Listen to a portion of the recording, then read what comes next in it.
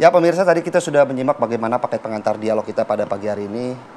Benarkah barak militer akan membereskan permasalahan anak-anak yang bermasalah di Indonesia? Atau justru nanti setelah keluar dari militer, Indonesia akan memiliki banyak calon-calon atlet binaraga, kan begitu, karena mereka push up, sit up setiap harinya di sana ya. Kita akan bahas dengan beberapa narasumber yang sudah hadir pada pagi hari ini. Ada siapa saja, Andi Kumala? Ya, ada Ibu Retno Listiarti, praktisi pendidikan. Selamat pagi, Bu Retno. Selamat pagi. Selamat pagi.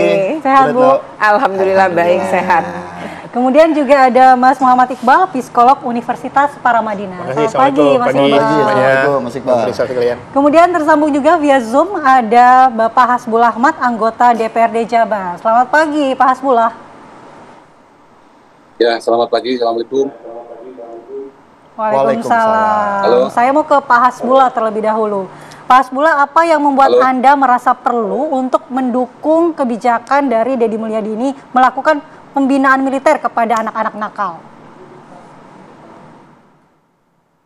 Halo, suaranya ke sini, Mbak. Baik. Pak Hasbullah, apakah sudah mendengar?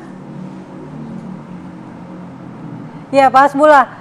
Kami ingin tahu apa sebenarnya alasan Anda mendukung kebijakan dari Deddy Mulyadi ini untuk melakukan pembinaan anak-anak nakal di barak militer. Ya, baik, Mbak. Makasih. Tentu menjadi fakta realita hari ini bahwa anak-anak remaja kita, khususnya yang sekolah tingkat SMP, SMA, itu budi pekerti dan karakternya memang berbeda ya dengan zaman dulu waktu saya sekolah. Terjadinya banyak tawuran dengan senjata tajam, kriminal lainnya gitu. Itu saya kira menjadi salah satu alasan kenapa Pak Gubernur Jawa Barat untuk mengkarantina mereka di basis militer agar mereka juga kembali menjadi kepribadian yang baik, punya karakter dan punya perilaku yang baik, tidak hanya di lingkungan sekolah tetapi terhadap di rumah tangga. Karena kan menjadi realita juga, Mbak, bahwa hari ini orang tua agak kesulitan mendidik anak gitu. Ketika orang tua menasihatin anak, satu kalimat mungkin dibantah juga dijawab juga bisa 7 sampai 8 kalimat. Jadi saya kira ada pergeseran nilai di anak-anak sekarang itu tentang perilaku dan budi pekerti ya, terutama karakternya yang hilang menurut saya gitu, Mbak. Baik, Pak Hasbullah, kami juga penasaran, Pak, apa yang kemudian menjamin jika anak-anak bermasalah ini setelah dididik secara militer akan keluar menjadi pribadi yang lebih baik? Ya tentu kita berharap bahwa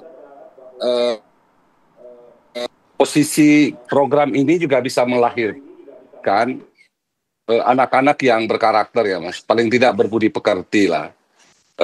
Bayangkan ada anak sekolah setingkat SMA yang berani menantang guru di dalam kelas gitu. Jadi menurut saya kita butuh bonus demografi di Republik ini, generasi-generasi muda yang potensi gitu, yang kemandirian, yang tumbuh dengan karakter dan punya perilaku budi pekerti yang baik. Tetapi tidak ada artinya juga bonus demografi ini jika sebagian besar remaja kita mereka hilang karakter dan kepribadian yang baik sehingga mereka tidak mandiri gitu. Nah, program ini menurut saya ini kan langkah pertama, gelombang pertama yang dilakukan oleh Pak Gubernur di Purwakarta ya, sebanyak 39 orang. Tapi saya sebagai anggota Dewan Provinsi Jawa Barat di Komisi 5 bidang pendidikan mungkin akan menyarankan kepada Pak Gubernur agar program ini juga dibakukan. Sebaiknya memang ke depan itu diklasifikasikan, kalau SMP ya SMP, SMA, SMA, supaya mereka juga bisa lebih fokus berinteraksi dengan sesama sama lainnya gitu. Dan yang menarik, Komisi 5 itu hari Jumat kemarin kunjungan ke SMA Taruna di Cimahi. BNI Adriansa itu menyampaikan bahwa SMA Taruna ini juga bisa dijadikan sebuah candra di muka, tidak hanya bagi anak-anak berprestasi di Jawa Barat, tetapi bagi anak-anak yang bandel pun mereka siap mendidik gitu. Nah, kalau di barak militer kan udah terkesan memang itu basis militer, tapi kalau di SMA Taruna Nusantara itu memang sekolah belajar kurikulum nasional, tetapi ada kurikulum khusus yang bisa mendidik anak itu disiplin, punya kepribadian dan tangguh ya.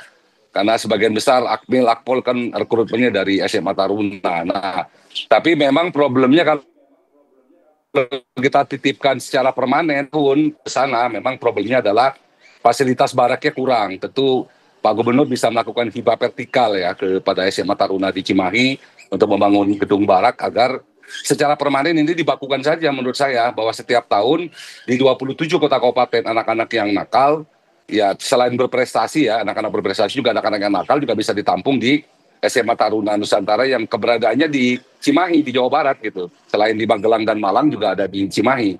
Dan Pak Brigjen TNI Ardiansyah juga membuka diri agar keberadaan sekolah Taruna Nusantara di Jawa Barat bisa membawa efek perilaku kurikulum ya, terutama muatan lokal kepada SMA-SMA, SMK lain di luar sana ya, mendidik perilaku berkarakter gitu Mas. Saya kira ini juga tawaran yang bagus ya dari Pak Brigjen TNI Ardiansyah di SMA Taruna Nusantara. Karena kalau di Barak Mil itu kan kesannya anak-anak itu kan walaupun saya tahu bahwa pasti akan ada perbedaan perlakuan antara pendidikan militer Tantama Bintara dengan anak-anak sekolah, pasti berbeda lah. Mereka juga pelatih-pelatih di sana juga akan berbeda. Tapi kan kita akan lebih bagus kalau program ini dibakukan saja menurut saya menjadi program kelas tahunan yang bisa kita kerjasamakan. Saya kira gitu. Baik, terima kasih Pak Hasbullah. Saya mau minta tanggapan dari Ibu Retno. Sebagai praktisi pendidikan, apakah sudah sedarurat itu anak-anak nakal perlu dibina secara militer? Sebenarnya anak-anak nakal yang didefinisikan tadi ya, ada yang istilahnya tawuran, narkoba, kemudian melakukan tindakan-tindakan yang mengarah tadi ya pada kekerasan, itu sebenarnya di dalam Undang-Undang Perlindungan Anak, mulai dari pasal 69 ke belakang, itu sebenarnya ada yang disebut dengan perlindungan khusus anak. Itu anak-anak itu, semua itu. Sudah ada. Dan di dalam penanganan, termasuk Undang-Undang Sistem Peradilan Pidana Anak, ketika anak memang berhadapan dengan hukum atau berkonflik dengan hukum, dan dia misalnya dihukum sekalipun, itu juga ada penanganannya. Nah, penanganan mereka ini adalah menggunakan basis yang kita sebut dengan balai rehabilitasi. Jadi kayak narkoba ada balai rehabilitasinya, sebenarnya anak-anak ini pun ada. Itu di bawah Kementerian Sosial, kemudian Dinas-Dinas Sosial, dan di seluruh Indonesia ada. Nah, mereka pendekatannya ini tidak militeristik gitu ya, tidak kemudian tentara-tentara ini ikut melakukan, tidak gitu. Mereka pun sama diinapkan, mereka punya rutinitas pagi, bangun, belajar, kemudian juga termasuk anak-anak yang terlibat terorisme itu semua ada gitu. Dan biasanya polisi itu kalau menitipkan tahanan anak karena mereka nggak punya misalnya tahanan anak di kantornya, itu juga ke balai ini. Jadi di sini tuh ini menurut saya kurang tepat dan problematik ketika memasukkan anak-anak yang kategori nakal, tapi kalau bagi saya itu anak-anak yang berperilaku tidak tepat gitu ya. Nakal ini adalah stigma juga. Anak-anak ini kemudian misalnya keluar kan, apalagi nih TV juga banyak ya, media foto-foto saya lihat juga banyak di online, itu juga kan anak-anak ini juga kena stigma. Oh, ini yang anaknya nakal. Karena gitu. kan mereka bisa saja setelah masuk ke situ, ke dalam barak, justru secara materi pendidikan tertinggal karena kan tidak mendapatkan materi pendidikan yang memang cukup. Dibilang katanya gurunya datang, itu menurut saya juga sulit. Saya pernah jadi guru ya, dan kalau kami misalnya murid kami di situ berapa orang, sementara kami harus melayani begitu banyak anak di sekolah, lalu kita suruh datang, problematik juga itu. Ada bagi penanganan karena dibilangnya kan gitu. Nah, ini ada dari 39 15 sekolah, berarti ada 15 guru yang akan ke anak-anak ini. Lalu misalnya dibangun gini, oh ya guru per mata pelajaran, terus dari sekolah yang berbeda ini gantian. Itu menurut saya juga kurang tepat, karena sebenarnya anak-anak ini, dan bagaimana dengan Kemendikbud, kan ini data Dapodik, ini anak nggak masuk-masuk gitu ya. Lalu apa nih kategorinya apa? Lalu tadi kan dibilang 6 bulan sampai 1 tahun. Itu pasti sangat tertinggal. Dan sekarang kasusnya misalnya nih, anaknya udah kelas 12 misalnya SMA ya, sudah mau lulus terus kedapatan nih melakukan tindak pidana misalnya, atau terkategorikan tawuran, lalu mereka kan udah mau lulus juga gitu. Bagaimana dengan penyiapan mereka ujian dan lain-lain? Menurut saya sih sebenarnya gunakanlah aturan yang ada, karena kalaupun kemudian dinas-dinas di sosial daerah atau di kabupaten-kabupaten atau di wilayah Provinsi Jawa Barat belum maksimal, maka harusnya ini dievaluasi.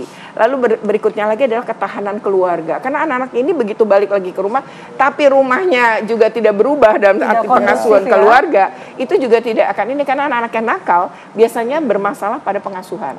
Dan itu berangkat dari keluarga. Misalnya dia umurnya 15, udah 15 tahun udah karakternya kebentuk, tiba-tiba mau diubah secara militeris. Menurut saya agak berat begitu ya. Berat juga. Mas Iqbal ada tanggapannya, keluarga juga salah satu peran penting ternyata. Ya, saya sebagai psikolog akademisi mengapresiasi lah upaya-upaya kepala daerah untuk membenahi, menata daerahnya masing-masing. Tetapi memang saya baca riset-riset jurnal, memang ada beberapa negara mempraktekkan ini. Dan dampaknya ada, tapi nggak lama katanya. Itu yang minimal 6 bulan sampai 36 bulan. Seberapa efektif dampaknya? Ya, makanya karena kalau dia pulang, tadi kemarin bilang, ketika dia pulang, dia ketemu lagi ekosistem yang sama, dia akan kembali lagi. Bahkan mungkin dia merasa lebih kuat lagi. Apalagi barak TNI, kan TNI Polri kita oknum masih sering tawuran juga nih. Jadi, saya kira memang di situ ada masalah juga ya. Jadi takutnya bertemu juga dengan sesama pelaku tawuran di situ ya. Betul. Jadi harusnya tadi saya solusi bagus jalan tengah tadi SMA Taruna Nusantara di Cimahi. Nah, itu saya kira mungkin lebih tepat. Karena apa? Karena di situ sudah ada iklim ekosistemnya. Jadi, dan institusi pendidikan. Pendidikan. Dan kalau kita ingin mengurangi tawuran, pertama cek dulu kenapa tawuran. Tawuran itu kalau dalam riset saya pribadi itu ada gangsternya. Ada yang terorganisir, ada gengnya, ada hubungan sama narkoba, ada hubungan sama miras, ada yang mensuplai senjatanya, ada yang mendistribusikannya. Yang kedua, ini broken home, perceraian tinggi, wajar tawuran tinggi. Nah, makanya angka perceraian harus ditekan. Yang ketiga, tidak semua anak nakal itu nggak punya masa depan. Harus dibedakan orang yang kecanduan game sama orang yang tadi gemulai tadi katanya sama yang tawuran. Ini beda. Kalau orang anak kecanduan game, maka Jawa Barat harus punya pusat rehabilitasi adiksi internet. Nah, itu penting gitu. Nah, jadi, kategori nakalnya itu yang kategori bagaimana? Ini harus kita lakukan. Karena anak nakal nih dalam berbagai kasus banyak sukses juga ketika dewasanya gitu. Jadi nakalnya apa? Oke, tawuran. Nah, kalau tawuran itu sudah kriminal. Nah, harus berarti anak yang pelaku kriminal gitu loh. Jadi harus definisinya dirapikan ya. Yang kedua buat payung hukumnya ya. Jangan sporadis ya, karena masyarakat kita trauma nih dengan yang cerita-cerita begini nih. Nanti di awal-awal ya rame, nanti habis itu hilang. Harus berkesinambungan ya. Berkesinambungannya sistematis. Libatkan para ahli ya. Kita duduk bersama bangun sistem. Karena memang di beberapa negara, di Malaysia saya kebetulan 7 tahun tinggal di sana, ada namanya program Khidmat Negara. Jadi dan itu direkomendasi oleh guru BK, siapa-siapa yang cocok. Berarti rekomendasi dari sekolah. Sekolah melihat ini kurang disiplin, ini lemah, ini ikutin. Nah, itu pun di masa libur. Di masa libur mereka buat program, ada baksosnya, ada mereka ikut polisi nata keamanan. Tapi apakah kemudian sistem tersebut bisa diterapkan, mengingat ini kan kalau anak-anak zaman sekarang bahasanya Gen Z. Kalau mungkin zaman dulu yang digebukin bapaknya itu kuat-kuat saja. Apalagi kan anak Gen Z sekarang dipukul pakai penggaris, viral, gurunya yang bermasalah. Ini lebih pendekatannya lebih soft harusnya. Pendidikan karakter tidak cukup hanya sebentar. Itu perlu, makanya isu konten tentang sekolah Garuda namanya ke depan, sekolah boardingnya itu penting saya kira. Saya kira memang boarding salah satu solusi. Karena boarding ini mereka 24 jam, mereka memiliki kurikulum yang rapi, jelas, sistematis, disiplin penting. Tetap ya dilatih oleh teman-teman dari militer boleh. Tetapi jangan jadikan barak itu sebagai candri di mukanya. Karena mereka tidak semuanya minat jadi militer. Pakemnya ya. Kecuali orang yang suka militer. Baik, tapi dari sisi psikologi apakah ada nih jurnal-jurnal penelitian yang membuktikan bahwa dengan pendidikan militer ini bisa memberikan efek jera atau hanya kepatuhan sesaat? Betul, saya baca tapi nanti aja. Oke, Mas Iqbal. Udah semangat banget nih Mas Iqbal ya. Kita akan bahas di segmen selanjutnya. Tetaplah di Apa Kabar Indonesia Pagi. Ya, ternyata semakin panas dialog kita. Tadi Andi Kumala memberikan pertanyaan cukup menggantung, mau langsung dicaplok sama Mas Iqbal. Tapi kita tahan dulu, Mas Iqbal, Mbak Retno, dan Pak Hasbullah. Kita juga akan meminta ataupun melihat bagaimana tanggapan dari masyarakat. Apakah barak militer akan menyelesaikan permasalahan anak bermasalah? Terutama orang tua ya, responsnya gimana? Sudah ada rekan kami, ada Yulinda Tridewi yang akan mewawancarai beberapa masyarakat. Silakan Yulinda Tridewi. Ya, selamat pagi Mala, Philip dan juga pemirsa TV One. Betul sekali, ini saya akan langsung menanyakan saja nih bagaimana pendapat masyarakat terkait kebijakan Deddy Mulyadi pengiriman anak ke barak militer. Sudah bersama saya di sini ada Ibu Dian dan Mbak Dian dan Ibu Ina Deci. Ibu, sempat dengar kan Bu kemarin soal Deddy Mulyadi yang mau mengirimkan anak nakal ke barak. Ini menurut Ibu pendapatnya kayak gimana Bu? Setuju apa enggak? Itu ya. Sebetulnya setuju saja. Tapi siapa ini masuk ke barak terus siapa yang mendidik gitu kan? Istilahnya khawatirnya sekarang kan banyak tuh. Jadi yang sekarang itu Pak Deddy lagi gembar-gemborkan kan, mohon maaf nih ya, ini nggak kaitan dengan pendidikan di barak militer, tapi dia kan cenderung arahnya ke paganisme gitu loh. Iya kan, jadi kita khawatir banget, kecuali masuk ke ini kan, kemarin itu Pak Prabowo kan pernah itu sebelum beliau itu naik presiden ada ini ini loh yang peduli bangsa itu loh, ya kan, jadi pendidikan militer oleh militer itu sendiri, tidak oleh pribadi, tidak oleh yang bertanggung jawab masalah kenakalan segala macam kan bukan satu gubernur atau ini ya partai politik apalagi, tapi masuk ke bangsa, masuk ke betul-betul ke seperti wajib militer, setuju kalau itu, iya. Ini Mbak Dian nih, menurut Mbak Dian setuju apa enggak? Kalau menurut saya sih setuju saja, karena biar anak menjadi lebih baik, tapi harus dengan pengawasan keluarga, biar tidak ke hukum semuanya. Kemudian Mbak Dian pernah mengalami kesulitan untuk mendidik anak sendiri? Ya kalau saya sih pernah sih mengalami seperti itu, apalagi anak saya umurnya masih 4 tahun, itu anak yang nakal-nakalnya soalnya. Ini kan tadi kami sempat berbicara juga Mbak, asalnya dari Ngawi dan Ibu dari Semarang begitu. Apakah kalau misalkan kebijakan ini nantinya nggak di Jawa Barat aja dan diberlakukan di daerah Mbak, kira-kira bakal efektif nggak sih? Enggak sih, soalnya keluarga nggak bisa ngawasin juga. Harusnya di setiap daerah ada sendiri. Ibu Ina ini, menurut Ibu apakah nantinya memang kebijakan ini akan bisa berlangsung begitu di seluruh daerah Bu? Itu anak-anak usia berapa sih Mbak? Sekolah gitu Bu, SMP, SMA? Saya kira SMP SMA belum waktunya ya, lulus SMA baru dijalankan, karena semua kewajiban ke orang tua. Kalau perlu mah orang tuanya aja kali ya. Orang tua ya Bu ya, yang jadi faktor utama untuk mendidik anak begitu ya Bu ya. Oke siap. Terima kasih Mbak Ibu. Nah pemirsa, begitulah pendapat dari masyarakat. Ada yang memang setuju untuk menerapkan kebijakan di daerahnya masing-masing untuk bisa memanage ataupun untuk bisa mendidik anak ke arah yang lebih baik. Sementara saya kembalikan ke Anda di studio. Malah. Baik, terima kasih Yulinda Tridewi yang sudah meminta tanggapan masyarakat terkait dengan pro kontra kebijakan dari Deddy Mulyadi ini. Kita akan kembali lanjutkan dialog dan saya akan ke Pak Hasbullah. Pak Hasbullah, bagaimana sebenarnya mekanisme yang sebaiknya diterapkan, Pak? Apakah surat edaran yang dikeluarkan oleh Pemprov Jabar saat ini bisa menjadi landasan hukum untuk menerapkannya ke seluruh sekolah-sekolah yang ada di sana? Ya, tapi sebelumnya mungkin saya luruskan dulu ya Mbak, bahwa anak-anak yang dikirim ke barak mil itu kan tidak militeristik ya Mbak. Jadi saya kira gini, kita memang punya balai penitipan anak berurusan dengan hukum milik Provinsi Jawa Barat.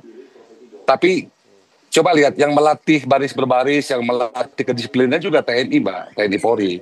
Jadi ini memang karena memang kita tidak punya tempat khusus ya untuk menampung anak-anak yang nakal seperti ini, dalam artian berperilaku yang tidak sepantasnya ini, untuk ditampung dalam sebuah tempat. Maka kita titipkan mereka di barak militer untuk dididik, dilatih, tetapi tetap dalam satu kesatuan dengan pemerintah. Karena dalam unsur pengiriman 39 orang di barak militer ini juga kita dampingi dengan Dinas Kesehatan, Dinas Sosial, dan Dinas pendidikan gitu, dalam artian mereka juga sebagai anak juga punya hak mereka untuk diperhatikan seusia mereka dalam sisi makan, kesehatan, perilaku. Jadi tidak boleh mereka walaupun dititipkan di barak militer juga dididiknya seperti militer, tidak. Jadi saya kira tempat betul memang mereka dititipkan oleh Pak Gubernur di barak militer. Tetapi kan kita memang perlu berpikir secara objektif bahwa ada pergeseran nilai anak-anak zaman sekarang menurut saya. Kalau malam dibuat siang, dia begadang dan main game. Kalau siang dia tidur, bayangkan kalau dia malam begadang, besok dia sekolah. Saya nggak yakin dengan kondisi yang lemah, yang ngantuk itu dia akan masuk sekolah. Pasti dia akan bolos dari sekolah itu. Nah, dalam konteks perilaku yang menurut saya ada pergeseran, karena memang dulu zaman saya masih kecil, saya masih belajar kok Pancasila, P4, ideologi negara gitu, kewarganegaraan. Tapi sekarang kan nggak ada muatan kurikulum yang menanamkan tentang budi pekerti kepada anak didik ya.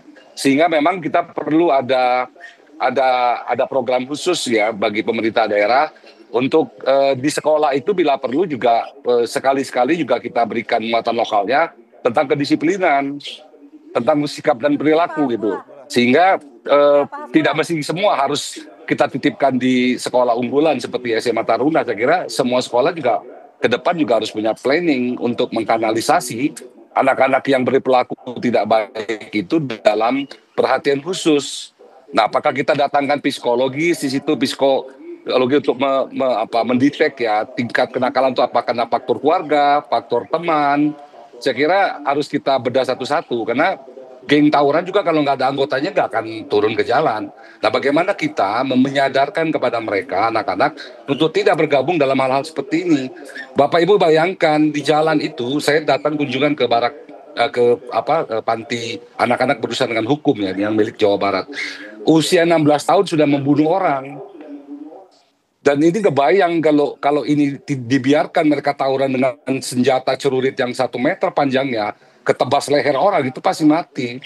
Nah, bagaimana kita mengembalikan kembali bahwa seusia mereka itu sekolah, belajar, bukan tawuran. Baik, Pak nah, ketika Hasbullah, tidak mampu pendidikan militer di sekolah ya kita harus di untuk tempat. semuanya, Pak Hasbullah, kenapa tidak diberlakukan bagi semua siswa ataupun satu sekolah untuk mendalami atau mendapatkan pendidikan militer karena tidak kan secara sebagai hukuman betul, karena kan secara murid-murid berprestasi juga memiliki kedisiplinan yang cukup tinggi begitu, Pak Hasbullah. Ya ini kan merespon tentang banyaknya korban yang akibat tawuran sehingga Pak Gubernur mengambil langkah-langkah untuk menitipkan mereka di barak militer untuk dilatih kedisiplinan. Tetapi kan tadi dari awal saya tawarkan konsep bahwa di Jawa Barat punya SMA Taruna yang luar biasa bagus kurikulum pendidikannya dan Pak Brigjen TNI Ardiansyah juga menawarkan diri untuk menampung anak-anak yang berperilaku tidak baik ini untuk dididik di mereka dan itu saya kira perlu support perencanaan, anggaran dan termasuk juga tadi regulasinya ya.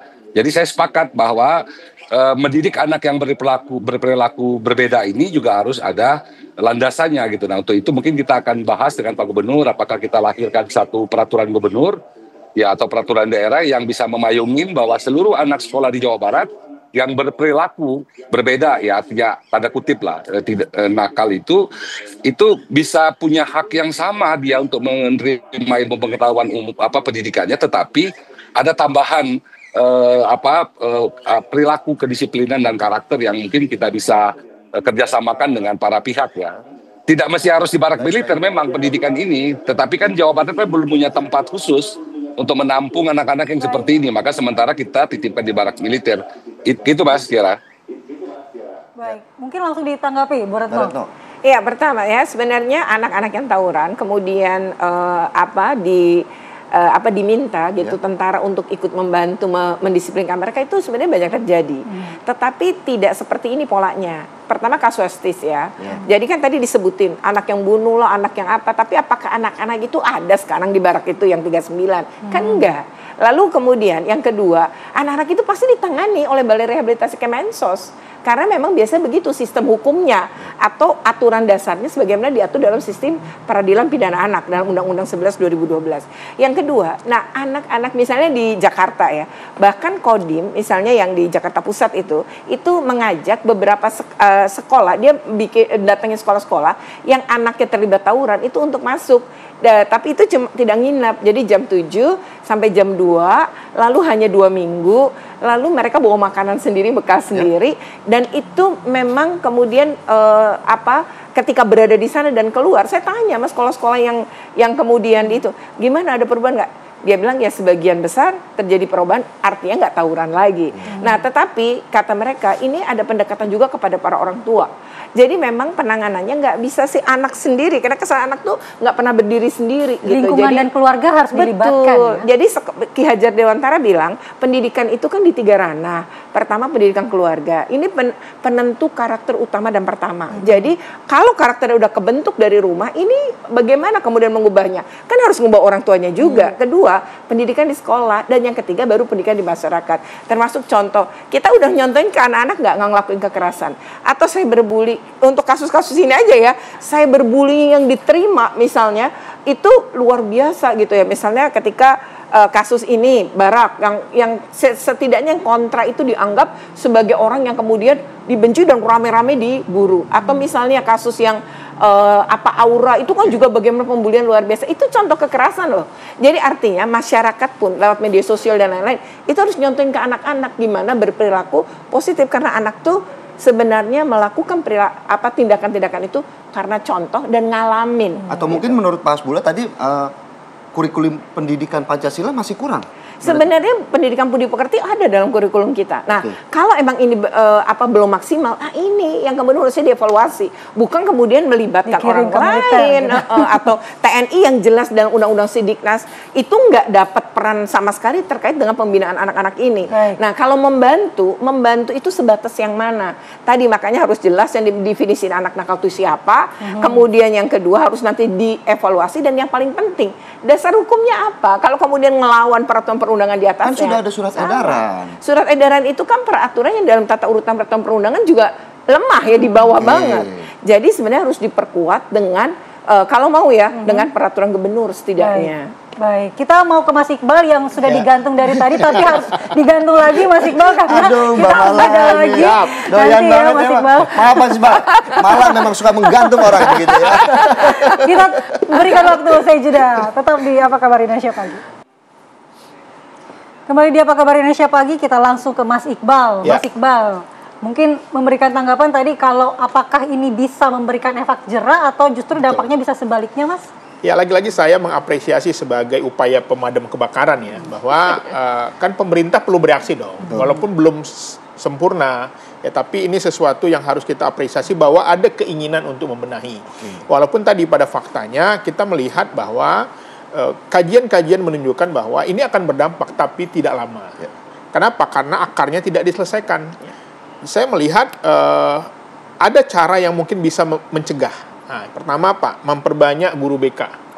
Ini penting, guru-guru BK harus diperbanyak sehingga siswa-siswa kita mendapatkan akses ketika mereka punya masalah untuk layanan konseling. Yang kedua, fasilitas. Memang pada faktanya beberapa kajian saya lihat banyak tawuran itu pada sekolah-sekolah yang identik dengan kualitasnya rendah. Ya, akhirnya apa? Karena mereka banyak bengong. Nah, ini seperti kata Imam Syafi'i, air yang tergenang itu mudah dikotori, dihinggapi debu dan kotoran. Saya pikir kalau banyak bengong cuma kesurupan. Bukan ya? Berarti tawuran juga ya? Kurang.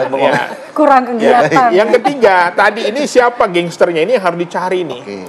Karena ada pengaruh juga media sosial. Mereka di situ nanti ejek-ejekan, lalu mereka ada provokatornya lah. Untuk itu saya melihat mungkin jalan tengahnya tadi program ini bisa dilanjutkan, tapi kita taruh di sekolah Taruna Nusantara di Cimahi, kemudian dibuatkan aturan payung hukumnya, bila perlu perdanya, penanggulangan anak mungkin bermasalah atau dia anggap nakal, definisi nakalnya nanti di situ dijelaskan, dan yang penting adalah ketahanan keluarga. Jadi perda ketahanan keluarga itu justru upaya mencegah. Di Jawa Barat harus didorong bagaimana ketahanan keluarganya diperkuat, mulai dari pendidikan pranikah, konseling pranikah, kemudian juga orang tua, penggalangan orang tua ini penting. Wali-wali murid harus dibuat kajian-kajian rutin tentang parenting, tentang keharmonisan, dan tingkat perceraian harus ditekan.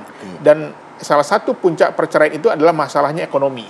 Dan makanya pemerintah harus menyiapkan lapangan kerja. Tapi masih yang menarik adalah bagaimana jika ada anak yang ditaruh di barak militer, tapi secara psikologi dia tidak kuat, apakah justru nanti akan jadi dampak negatif? Jadi potensi gangguan jiwa. Itu yang kita khawatirkan, karena tidak semua anak berminat dengan dunia militer. Betul. Nah, kita cari yang berminat harusnya, yang memang dia pengen masuk TNI. Nah, kita buat tuh preparation untuk masuk Kalau itu kan TNI. udah ada rekrutmennya ya.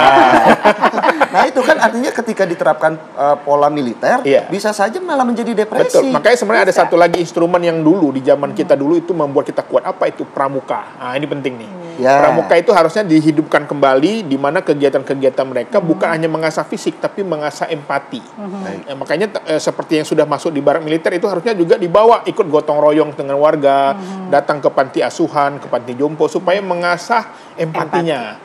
Nah, Itu ini tetap harus relevan dilakukan. dengan zaman sekarang ya Mas ya? Ya, sebenarnya pramuka sangat relevan ya karena di situ ada baris berbaris, disiplinnya ada, kemandiriannya ada. Dan yang tadi kita lihat, kita juga harus melihat berkaca, kenapa anak ini nakal? Kalau orang tua bercerai atau berantem setiap hari, wajar dia nggak betah di rumah. Nah, ini yang harus kita cari komprehensif permasalahannya. Jadi, mungkin efektif tapi tidak berlangsung lama. Itu aja hasil riset ya. Baik, daripada buat bom, mendingan buat simpul. Kalau acara pramuka ya. Yang penting jangan bengong. Yang penting Nanti jangan kesurupan bengong, atau ya. tawuran. Termasuk lomba-lomba loh, penting ya. Oh iya, betul. Lomba-lomba berbagai tingkatan Kompetisi. di dalam Memberikan aktivitas, artinya memberikan kompetisi, mungkin aktivitas. lomba futsal, ada lomba Berjenjang. puisi, Betul. lomba pidato. Ini harus dihidupkan Pak Gubernur di semua jenjang sehingga anak-anak ini bergerak terus. Iya, mungkin yang tawuran lomba lempar lembing kali ya. Bisa. Jadi atlet lempar atlet. Atau ruang-ruang publik tuh seperti RPT dan lain itu dijadikan tempat wadah untuk Iya, anak-anak betul. berekspresi. Itu jadi menyalurkan energi lebihnya. Ya. Iya, Baik, terima kasih Terima Mas kasih, Iqbal atas Mas waktunya, Bu Retno. Sama-sama. atas penjelasannya dan juga Pak Hasbullah untuk terkait bagaimana memang kita menyambut baik ya apa yang kemudian diupayakan oleh pemerintah Jabar untuk membenahi, untuk mengatasi anak-anak Mendisiplinkan. bermasalah, begitu ya. Baik, terima kasih untuk semua narasumber yang Terima telah kasih, hadir. selamat Dan pagi. pemirsa, dialog tadi sekaligus menutup jumpa kita di Apa Kabar Indonesia pagi hari ini. Saya Firbusyanasu. Saya Andi Kumala, terima kasih perhatian Anda dan sampai jumpa.